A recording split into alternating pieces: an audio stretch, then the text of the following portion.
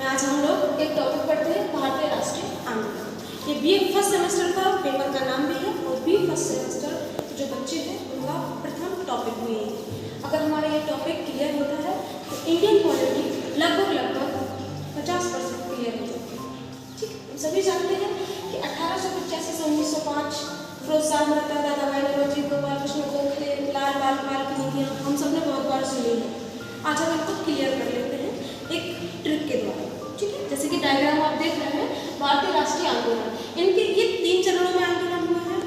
अब आंदोलन कई प्रकार के हो सकते हैं, जैसे राष्ट्रीय, अंतर्राष्ट्रीय, पर हम पढ़ रहे हैं भारतीय। जहाँ भारत की बात होती है तो क्या है ये राष्ट्रीय। ठीक है, तो आज हम पढ़ते हैं राष्ट्रीय आंदोलन। अब इसमें 3 चरण है, प्रथम, द्वितीय और तृतीय। सबसे पहले पढ़ते हैं प्रथम चरण। अब इससे पहले एक चीज़ और क्लियर हो जानी चाहिए कि हमें आंदोलन की ज़रूरत क्यों पड़ी। ठीक है, जब सब कुछ ठीक चल ही रहा है तो आंदोलन की ज़रूरत क्यों।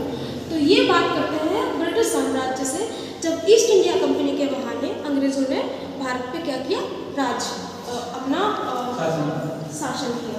शासन के साथ साथ उन्होंने शासन किया, कोई दिक्कत नहीं, व्यापार किया, कोई दिक्कत नहीं, पर क्या है कि उन्होंने गुलाम समझ लिया। जहाँ पर वो व्यापार करने आए वहाँ के लोगों को क्या समझ लिया, गुलाम समझ लिया, और तरह तरह के अत्याचार करने लगे, उन पर कर लगाने लगे, उन पर अनचाहे टैक्स लगाने लगे। अब एक हद होती है अत्याचार को सहने की, उससे जूझने की, तो अब लोगों ने सोच लिया कि हम इसका विद्रोह करेंगे। तो 1857 की क्रांति सबको अच्छे से पता है, हालांकि असफल क्रांति रही पर बहुत ही प्रचलित क्रांति। ठीक, उसकी असफलता के कुछ यही कारण थे कि एकता न होना, एक गुणवत्ता न होना, एकजुटता न होना, और उसका उद्देश्य नहीं था कि ये क्यों लड़ रहे हैं, बस आक्रोश में आके वो लोग लड़ रहे थे। तो 1885 में एक सबसे अच्छी चीज़ होती है कि एक पार्टी बनती है जिसका नाम है कांग्रेस। ठीक, कांग्रेस का नाम सुना है? हाँ, तो एक पार्टी बनती है और ये पहली बार है जो भारत में एक पार्टी स्वरूप के रूप में आई, जिसमें मैं फिरोज शाह मेहता, दादा भाई नौरोजी, गोपाल कृष्ण गोखले महात्मा गांधी के गुरु भी रह चुके हैं, अगर आपने GSGK में पढ़ा हो तो। ठीक, अब ये लोग क्या करते थे, इनका तरीका, इनका भी उद्देश्य वही था कि हमें भारत को कैसे आज़ाद कराना है। ठीक, किससे, अंग्रेजों के चंगुल से। तो इनका भी वही उद्देश्य था, इनका भी वही उद्देश्य था और इनका भी वही उद्देश्य था, बस तरीके कैसे थे, अलग अलग। ठीक, अब जैसे ये वाला तरीका है 1885 से 1905 तक, इसे हम लोग कहते हैं उदारवाद। ठीक, इनको हम कहते हैं उदारवाद। इनका जो तरीका था वो शांति से था, अखबार के जरिए, रेडियो के जरिए, ठीक, एक लेख निकालकर हम लोग उनका वो करते थे, बहिष्कार करते थे कि हम आपके खिलाफ हैं, हम अपनी आज़ादी पाके रहेंगे। पर इससे ज़्यादा कुछ होने वाला था नहीं। क्यों? क्योंकि उन्हें आदत पड़ गई थी अत्याचार करने की, और ये इतना आसान था नहीं कि वो इतने आराम से छोड़ के चले गए। फिर जब 1905 से 1919 का जो काल है, इसको हम कहते हैं उग्रवाद। इनको हम कहते हैं उग्रवादी। उग्रवादी का मतलब होता है लड़ाई।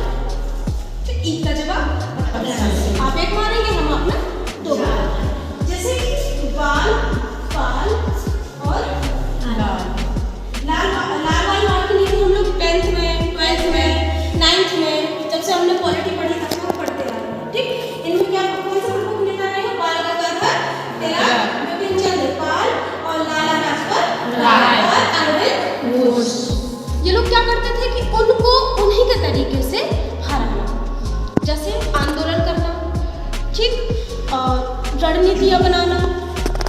जैसे अगर लड़ाई होनी है तो क्या करेंगे, पहले हम अपनी तैयारी करेंगे कि नहीं करेंगे, गोला बारूद बंदूक चलाना सिखाना है ना, एक सेना, छोटी सी टुकड़ी बनाना, ये सारी चीज़ें इनसे बिल्कुल अपोजिट।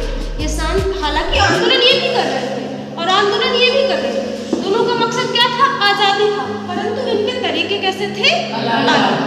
अब बात करते हैं तीसरे तरीके की। जो तीसरा तरह है इसको हम गांधीवाद के नाम से भी जानते हैं, जिसका उद्देश्य था स्वराज्य का उद्देश्य। हालांकि तीनों का उद्देश्य था, इनका भी वही था, इनका भी वही था, इनका भी वही था, पर हमें सफलता कहाँ मिली, यहाँ पर 1919 से लेकर 1947 हमारा देश क्या हुआ था, आजाद हुआ था।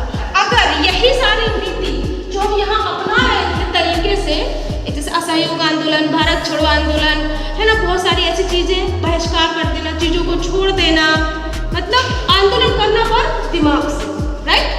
तो यहाँ पर क्या हुआ कि लोग हालांकि घायल हुए पर डरे यहाँ से कि अब ये मानेंगे नहीं, आज़ादी लेके छोड़ेंगे।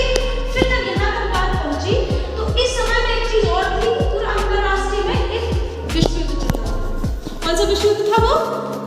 जिसकी वजह से ब्रिटिश क्या है, थोड़ा सा कमजोर पड़ गया था। और 1947 में उसने चुनौती दी कि अगर आप अपने देश का संविधान बनाते हैं तो हम आपको आज़ादी दे देंगे। क्लियर है?